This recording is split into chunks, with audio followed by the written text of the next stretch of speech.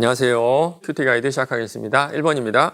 예수님을 체포하고자 들고 온 무기는 무엇입니까? 43절 읽겠습니다. 예수께서 말씀하실 때에 곧 12 중 하나인 유다가 왔는데 대제사장들과 서기관들과 장로들에게서 파송된 무리가 검과 몽치를 가지고 그와 함께 하였더라. 검과 몽치네요.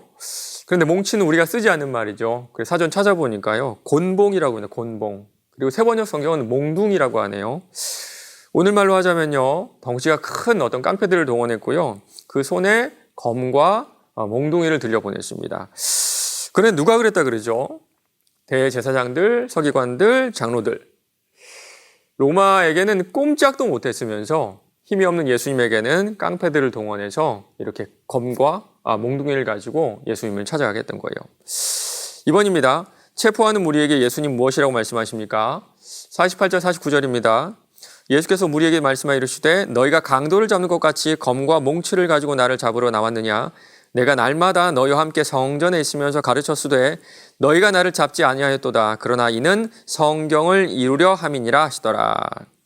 마치 예수님을요 폭동을 일으키는 어떤 폭도처럼 좀 무장한 폭도처럼 대하려고 하는 모습을 볼 수가 있죠. 예수님은요 폭력을 쓰신 적도 없고 하신 거라고는 말씀을 가르치신 것 그리고 사람들을 고치신 것밖에 없죠. 예수님은 기도하는 집이라고 말씀하신 성전이 강도의 소굴이 되었다라고 비판하신 적이 있어요. 그런데 지금 기도하시는 예수님을 마치 강도를 잡듯이 잡아가는 그런 일이 벌어지고 있는 겁니다. 그러나 이 모든 일이 성경에서 예언된 그런 일이다라고 말씀하시죠. 이사야 53장 12절입니다. 이는 그가 자기 영혼을 버려 사망에 이르게 하며 범죄자 중 하나로 헤아림을 받았음이니라. 3번입니다. 체포당하신 예수님을 보고 제자들의 반응은 어떠했습니까? 50절 보면요. 제자들이 다 도망가고 52절 보면 이런 말씀이 나와요. 배 혼니부를 버리고 벗은 몸으로 도망하니라. 굳이 한 청년이 덮고 있었던 혼니부를 버리고 도망갔다는 얘기를 쓸 필요가 없는데요. 마가는 이 이야기를 왜 써놓았을까요? 아마도 제자들의 도망이 좀 필사적이었음을 표현하고 싶었던 것 같습니다. 그리고 이 또한 아모스 2장 16절 말씀의 성취라는 것도 알아두시면 좋을 것 같아요. 용사 가운데 그 마음에 굳센 자도 그날에는 벌거벗고 도망하리라. 여호와의 말씀이니라. 4번입니다.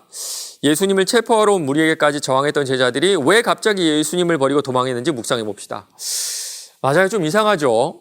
47절에 보면요. 한 제자가 그러니까 베드로가 예수님을 적극적으로 보호하려는 모습을 볼 수가 있습니다. 예수님의 몸을 만지지도 못하게 칼을 가지고 휘두르는 그런 모습을 볼 수가 있는데요. 갑자기 도망을 치죠. 갑자기. 날마다 주께 오른쪽에 보면 오늘의 묵상 말씀에 이런 이야기가 나옵니다. 끝까지 예수님을 따르겠다고 호언장담했던 제자들은 이제까지 군사적 메시아로 생각했던 예수님이 저항하지 않자 예수님을 버리고 도망합니다. 마지막까지 제자들은 예수님께서 어떤 액션을 취할 거라고 생각했던 것 같습니다. 누가 예수님을 만지려고 하면 잡아가려고 하면 어떤 신적인 능력을 발휘해서 그걸 다 물리치실 것이다. 절대 체포당하지 않으실 것이다.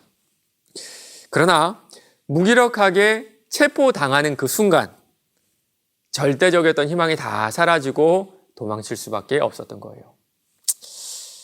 마지막 5번입니다.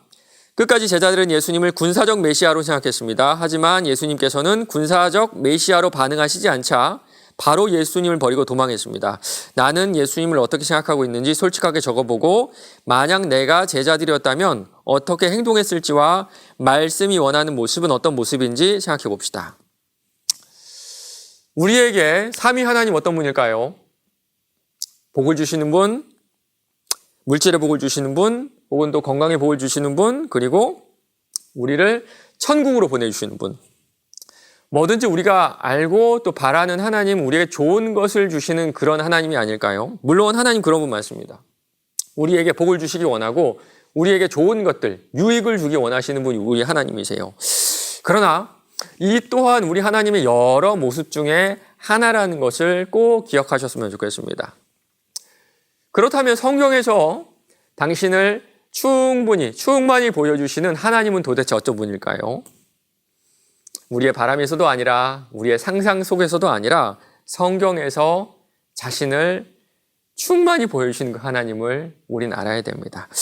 오늘 하루도 그 말씀 가운데에서 충만히 당신을 드러내시는 하나님을 경험하시는 저 여러분 되시기를 간절히 바랍니다.